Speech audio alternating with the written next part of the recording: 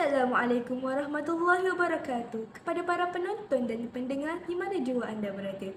Hari ini anda bersama saya, Dayang Melo, sebagai pengacara anda dalam podcast mini kita yang akan membincangkan tajuk peranan Al-Quran dan As-Sunnah dalam bidang kebajikan kepada alam sekitar. Kebajikan secara umumnya membawa maksud perbuatan baik yang memberi manfaat sama ada kepada diri sendiri, orang lain, masyarakat ataupun kepada haiwan dan juga alam sekeliling kita. Contohnya apabila kita menolong orang lain, memberi sedekah ataupun kita menjaga kebajikan haiwan dan juga alam sekitar kita. Secara ringkasnya, kebajikan adalah bermaksud segala amal baik yang membawa manfaat kepada diri kita dan juga untuk mendapat redha Allah. Jadi hari ini kita akan mengupaskan tajuk kebajikan alam sekitar bersama panel jemputan kita iaitu Ustazah Nur Yasmin Nadirah binti Muhammad Zaki. Assalamualaikum Ustazah. Waalaikumsalam Malu. Seperti yang Ustazah tahu, Al-Quran dan As-Sunnah merupakan panduan utama manusia dalam membentuk peribadi yang mulia, termasuk juga sebagai pembimbing masyarakat untuk menjaga kebajikan alam sekitar. Hal ini bertepatan dengan tuntutan Allah ke atas manusia, iaitu menjaga hubungan dengan Allah, hablum minallah, menjaga hubungan sesama manusia, hablum minannas, dan juga menjaga hubungan dengan alam sekitar, hablum minal alam, demi mendapat keredaan Allah serta membentuk peribadi muslim yang sejati. Jadi, apa pandangan Ustazah berkaitan tajuk kita pada hari ini? Bismillahirrahmanirrahim. Alhamdulillahirabbil wassalatu wassalamu ala asyrafil anbiya'i wal mursalin wa ala alihi wa sahbihi ajma'in. Amma ba'd. Terima kasih kepada Melo atas kata-kata pemuka bicara tadi. Baik, seperti yang Melo katakan tadi, tajuk yang akan kita kupaskan pada hari ini adalah berkaitan peranan Al-Quran dan As-Sunnah dalam bidang kebajikan kepada alam sekitar. Kenapa kita kena jaga alam sekitar ni? Alam sekitar ni Allah dah cipta sebaik-baiknya sebagai tempat tinggal kita dan juga sebagai tempat kita beribadah. Kita kena pelihara alam sekitar ni kerana ia merupakan satu amanah yang telah diberi pada Allah kepada kita untuk kita jaga sebagai khalifah di muka bumi ini. Tapi zaman kini dah banyak berlaku kerosakan dan bencana ataupun pencemaran macam tanah runtuh, pencemaran udara, yang mana pencemaran dan juga kerosakan ni berlaku akibat daripada perbuatan kita sendiri iaitu manusia. Firman Allah dalam surah Ar-Rum ayat 41, A'udzu billahi minasyaitonir rajim. ظهر الفساد في البر والبحر بما كسبت أيدي الناس ليذيقهم بعض الذي عملوا لعلهم يرجعون. Telah timbul berbagai kerosakan dan bala bencana di darat dan di laut dengan sebab apa yang telah dilakukan oleh tangan manusia. Kerana Allah hendak merasakan mereka sebahagian dari balasan perbuatan-perbuatan buruk yang mereka telah lakukan supaya mereka kembali. Ini insaf dan bertaubat. Betul tu Ustazah. Pada pandangan saya pun zaman sekarang ni banyak berlaku bencana dan juga pencemaran, macam pencemaran udara, pencemaran air yang mana boleh membahayakan kehidupan kita kalau kita tak bendung dari awal. Jadi saya mohon Ustazah untuk sambung lagi pencerahan Ustazah. Dalam Al-Quran memanglah tak ada kaedah khusus tentang cara penjagaan alam kita ni. Tapi banyak ayat Al-Quran yang menggesa ataupun menggalakkan kita untuk memelihara alam sekitar ni secara umum. Firman Allah dalam surah Al-A'raf ayat 56, A'udzu billahi minasyaitonir rajim. ولا تفسدوا في الأرض بعد إصلاحها وادعوه خوفا وطمعا إن رحمة الله قريب من المحسنين. Maksudnya, dan janganlah kamu berbuat kerosakan di muka bumi sesudah Allah menyediakan segala yang membawa kebaikan padanya, dan berdoalah kepadanya dengan perasaan bimbang kalau-kalau tidak diterima dan juga dengan perasaan terlalu mengharapkan supaya makbul. Sesungguhnya rahmat Allah itu dekat kepada orang-orang yang memperbaiki amalannya. Berdasarkan ayat ni, wala tufsidu fil ardi ba'da islahiha. Yang maksudnya ialah janganlah kamu berbuat kerosakan di bumi sesudah Allah menyediakan segalanya dengan membawa kebaikan. Iaitu Allah dah sediakan dah alam ni sebaik-baiknya sebagai tempat tinggal kita kan. Jadi kita janganlah buat kerosakan. Dalam ni pun, dalam ayat ni, Allah dah larang kita daripada melakukan kerosakan di atas muka bumi ni. Contohnya macam penebangan hutan ataupun pembakaran secara terbuka. Kita tak adalah tak boleh buat penebangan hutan terus. Cuma janganlah buat penebangan hutan secara berleluasa ataupun tak terkawal. Ataupun penebangan hutan tanpa izin, pembalakan haram. Kita memang masih memerlukan bahan-bahan kayu asli ni untuk keperluan hidup seharian kita. Contohnya untuk buat perabot ke, kertas ke. Tapi kalau penebangan ataupun pembalakan tu berlaku secara tidak terkawal, kan boleh merosakkan ekosistem kita. Dan perkara ini juga boleh menyebabkan habitat-habitat haiwan yang semula jadi hilang. Dan dia bukan saja boleh merosakkan ekosistem, malah ini akan menyebabkan kawasan terdahan air hujan kita pun berkurangan.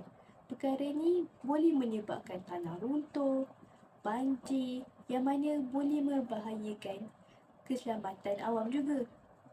Selain daripada kerosakan macam penerbangan yang secara tak terkawal, pembakaran terbuka pun antara contoh kerosakan yang bahayalah. Sebab daripada pembakaran terbuka ni ataupun pembakaran yang besar-besaran kan boleh menyebabkan pencemaran udara macam jerebu. Yang mana jerebu ni dia akan meningkatkan indeks bacaan udara kita. Yang mana lagi tinggi, lagi tak sihat lah. Dan kalau contohnya orang yang ada asma, kalau dia hidup dengan jerebu kan kesian dia. Lepas tu kita sendiri, bila jerebu kan kita kena pakai mask ataupun pelitup muka. Kan tak selesa.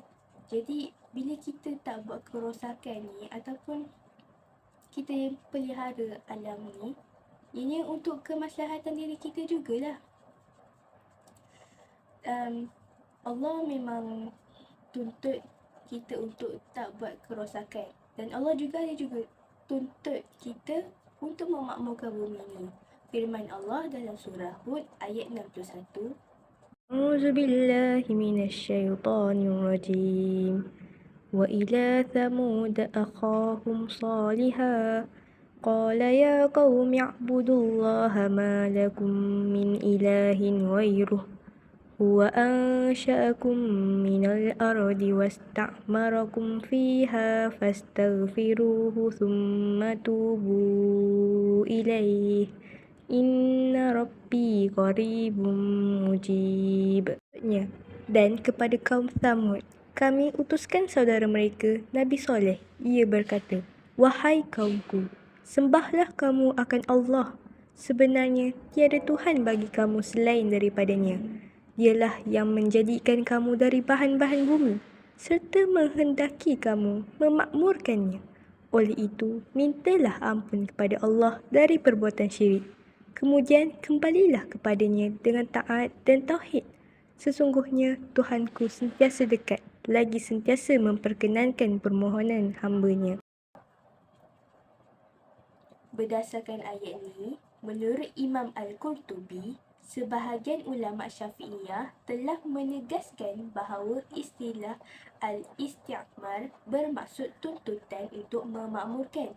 Istilah isti'mar ni dekat mana? Istilah ni ada dekat kalimah wasta'marakum, yang mana setiap tuntutan dari Allah menunjukkan hukumnya wajib. Oleh itu, setiap Muslim wajib memakmurkan bumi dengan cara menanam pokok ke ataupun gotong royong mengindahkan kawasan tempat tinggal. Apabila kita mula memakmurkan atau memelihara bumi ini, kita akan lebih menghargai keindahan alam yang telah Allah ciptakan.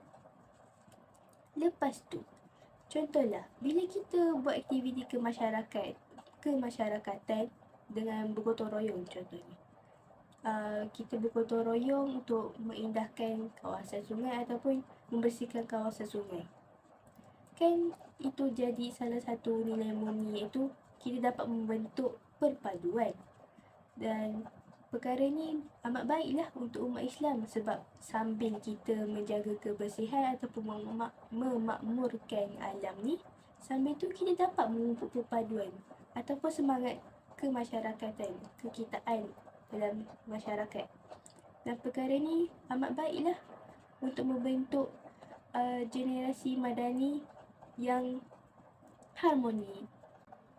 Okey, tadi kita dah bincang sikit peranan Al-Quran dalam kebajikan kepada alam sekitar, iaitu Allah tuntut kita untuk tak merosakkan ataupun tak melakukan kerosakan di atas muka bumi, dan juga Allah tuntut kita untuk memakmurkan alam sekitar ni.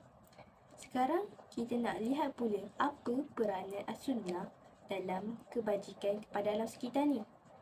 Saya nak kaitkan hadis Rasulullah ni dengan ayat memakmurkan alam sekitar tu. Rasulullah SAW pernah bersabda.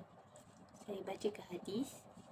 Anas bin Malik radhiyallahu anhu berkata bahawa Rasulullah sallallahu alaihi wasallam bersabda, "Ma min muslim yagrisu gharsan aw yarza'u zar'an fayakulu minhu tayrun aw insan aw bahimah illa kana lahu bihi sadaqah." Maksudnya, mana-mana orang Islam yang bercucuk tanam kemudian dimakan daripadanya burung, manusia atau binatang, jadi yang lain kecuali baginya sebagai sedekah. Riwayat Al-Bukhari 2320. Baik, itu hadis yang pertama.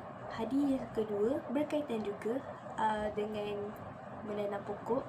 Hadis ni lebih kurang sama je, iaitu Daripada Jabir radhiyallahu anhu, Rasulullah sallallahu alaihi wasallam bersabda, "Ma min muslim yagrisu gharsan illa kana ma ukila minhu lahu sadaqah, wa ma suriqa minhu lahu sadaqah, wa ma akala as-sab'u minhu fahuwa lahu sadaqah, wa ma akalat at-tayru fahuwa lahu sadaqah, wa la yarza'uhu ahadun illa kana lahu sadaqah." Maksudnya, tidak ada pun seorang Muslim yang menanam pohon kecuali sesuatu yang dimakan dari tanaman itu akan menjadi sedekah baginya, dan yang dicuri akan menjadi sedekah. Apa sahaja yang dimakan oleh binatang buas darinya, maka sesuatu yang dimakan itu akan menjadi sedekah baginya. Apapun yang dimakan oleh burung darinya, maka hal itu akan menjadi sedekah baginya. Tidak ada seorang pun yang mengurangi, kecuali itu akan menjadi sedekah baginya. Riwayat Muslim 3945. berdasarkan hadis ni, Imam Nawawi menjelaskan bahawa pahala penanam pokok tersebut akan terus mengalir selama mana pokok tu masih ada dan mengeluarkan hasil. Hadis ni menjadi salah satu galakan lah kepada umat Islam untuk menanam pokok, kerana hasil tanaman tu kita boleh jadikan sedekah kepada hidupan lain macam burung ataupun haiwan-haiwan yang makan, ataupun orang lain yang mana nak kan, kita bagilah, sedekahlah. Contoh macam kita tanam pokok, lepas tu ada jiran kita boleh sedekahkan buah tu sikit kan.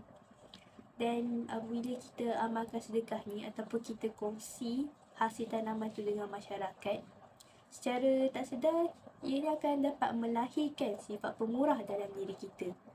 Dan perkara ni bukan sahaja dapat melahirkan sifat pemurah, diri kita sebagai pemberi pun akan dapat pahala, dan juga pahala tu akan berterusan. Dan bila kita memberi ni, ianya tak mengurangkan sikit pun harta kita, ataupun ianya tak mengurangkan pun hasil tanaman kita. Sebab bila kita memberi ni, Allah akan lagi gandakan.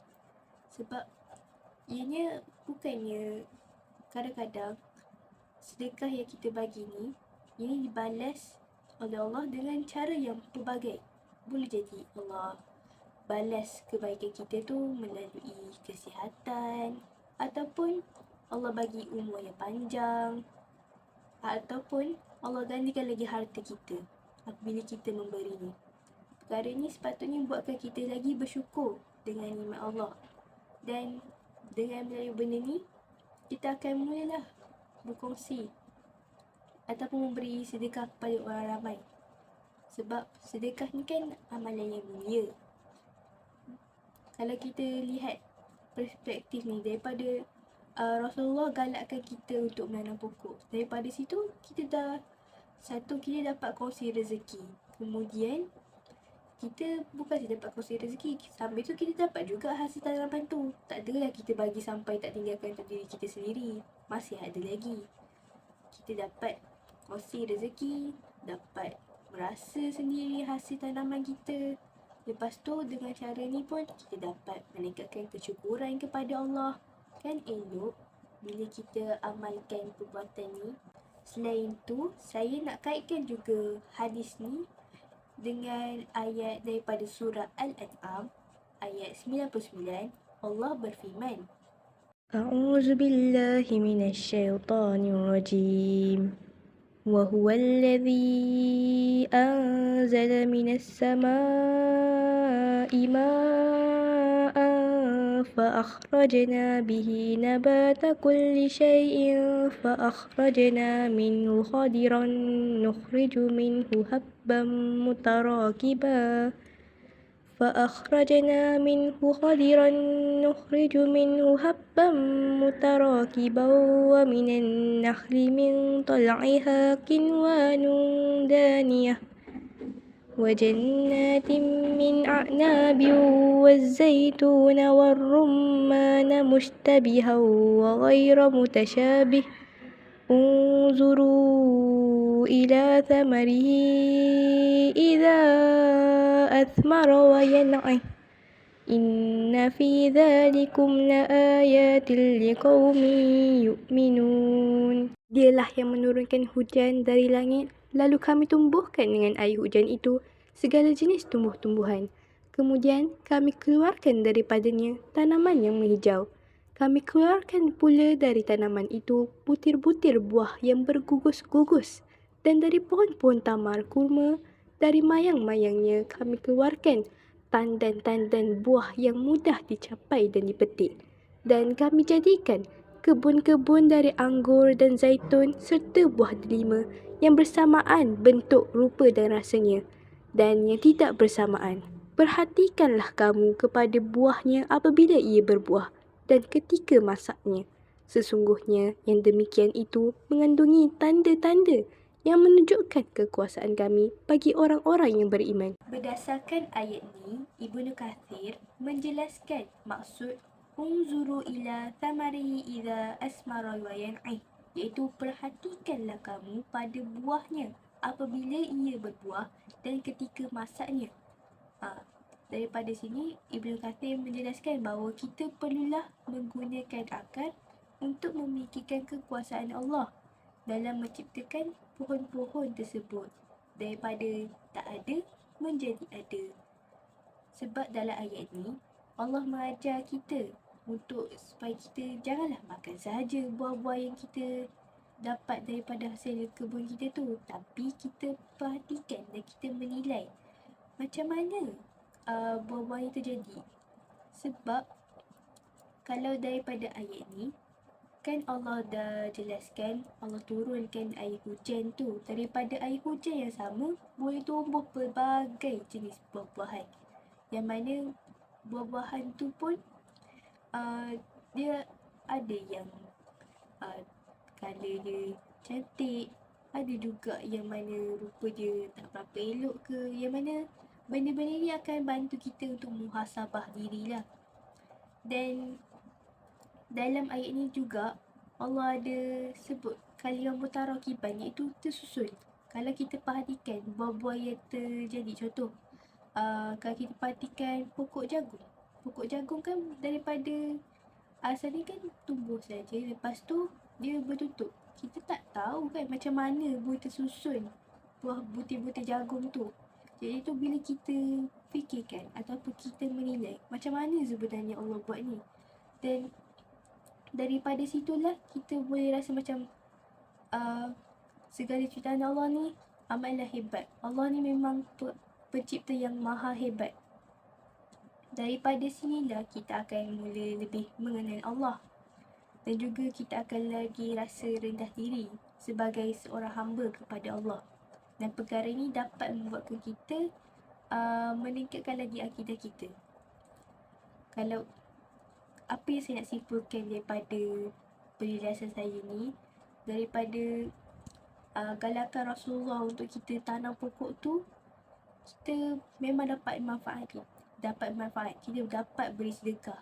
Dan sambil-sambil tu kita dapat muhasabah diri, kita dapat menilai, kita dapat perhatikan kekuasaan Allah. Dan dapat menambahlah keimanan kita dan dapat kita mendekatkan diri kita kepada Allah bila kita perhatikan kekuasaan Allah dalam menciptakan alam ni. Baik, untuk poin yang terakhir, tapi bukanlah yang terakhir, ada banyak lagi sebenarnya, cuma terakhir untuk sesi ni. Untuk poin yang terakhir ni, sebelum kita tamatkan sesi kita, saya nak kongsikan satu hadis Rasulullah berkaitan menjaga kebersihan. Innallaha tayyibu yuhibbu tayyib, nazifu yuhibbu nazafah, karimu yuhibbu karam, jawadu yuhibbul jud, fanazifu arahu qala, afniyatakum wala tashabbahu bil yahud. Maksudnya, sesungguhnya Allah itu baik. Dia menyukai kebaikan. Allah itu bersih. Dia menyukai kebersihan. Allah itu mulia. Dia menyukai kemuliaan. Allah itu dermawan. Ia menyukai kedermawanan. Maka bersihkanlah olehmu tempat-tempatmu dan janganlah kamu menyerupai kaum Yahudi. Riwayat At-Tirmizi. Berdasarkan hadis ni, kita boleh kaitkan peranan as-sunnah dalam kebajikan alam sekitar, iaitu menjaga kebersihan persekitaran. Sebab Rasulullah menjelaskan bahawa Allah SWT sukakan kebersihan dan Allah memerintahkan kita untuk menjaga kebersihan. Tak kiralah kebersihan dari segi pakaian ke, tempat tinggal ataupun persekitaran. Sebagai umat Islam, kita bertanggungjawab untuk jaga kebersihan dengan cara kita tak bolehlah buang sampah merata-rata. Kita buang sampah pada tempat yang sepatutnya. Sebab contohlah, kalau kita buang sampah merata-rata kan akan merosakkan keindahan pemandangan. Lepas tu, dengan buang sampah merata-rata juga sebenarnya boleh menyebabkan longkang tersumbat sampai boleh menyebabkan banjir kilat. Selain itu, dengan menjaga kebersihan, kita dapat indahkan kawasan, dapatlah mencantikkanlah pemandangan. Contoh, kalau dekat taman permainan ataupun taman rekreasi, kan kalau kita berekreasi nak nikmati ciptaan Allah, tapi tiba-tiba nampak sampah, nampak longgokan sampah lah dekat mana-mana di sepanjang kawasan kita berjoging ke apa. Jadi perkara tu kan tak menyenangkan. Selain tu, daripada sampah-sampah tu pun boleh menimbulkan pencemaran bau dan juga mungkin menyebabkan kita rasa kurang selesa lah. Selain tu, dengan menjaga kebersihan ni, kita dapatlah melindungi sungai kita. Sebab sampah-sampah ni pun boleh mencemarkan sungai, yang mana apabila sungai tercemar, ianya boleh mengakibatkan hidupan akuatik mati. Jadi penting untuk kita menjaga kebersihan, bukan sahaja pada diri tapi pada alam sekitar. Sebab itulah Allah sukakan kebersihan dan sebab itulah Rasulullah galakkan kita untuk jaga kebersihan. Sebelum saya akhiri sesi kita pada hari ini, saya ingin menyimpulkan bahawa amat penting bagi kita untuk memelihara alam sekitar. Macam yang Malu katakan pada awal sesi tadi, bahawa tuntutan Allah pada kita iaitu hablum minal alam. Selain pada hablum minallah dan juga hablum minan nas, kita ada hablum minal alam, yang mana kita perlulah menjaga hubungan dengan alam sekitar, iaitu dengan cara memelihara alam sekitar lah. Sebab kita kena ingat, Allah ciptakan alam ni tempat kita tinggal dan juga beribadah, dan ia merupakan satu amanah. Dan kita kena ingat, peranan Al-Quran dan Sunnah bukan saja kepada kebajikan pada alam sekitar, tapi banyak lagi. Sebab yang seperti mana kita tahu, Al-Quran dan Sunnah ni kan sebagai panduan hidup kita dalam membentuk peribadi Muslim yang sejati. Iaitu kalau kita tak berpandukan pada Al-Quran dan Sunnah, mungkin masyarakat akan hidup berpandukan nafsu semata-mata, yang mana daripada nafsu itulah boleh terjadinya ajaran sesat yang boleh merosakkan akidah mereka. Dengan berpegang teguh pada Al-Quran dan Sunnah dan juga kita berpegang kepada akidah Islamiah ni, kita dapatlah mengamalkan cara hidup ataupun way of life Islam, yang mana dengan way of life Islam ni kita dapatlah hidup aman dan harmoni. Baik, itu sahaja daripada Ustazah. Wabillahi taufiq wa hidayah. Wassalamualaikum warahmatullahi wabarakatuh. Terima kasih.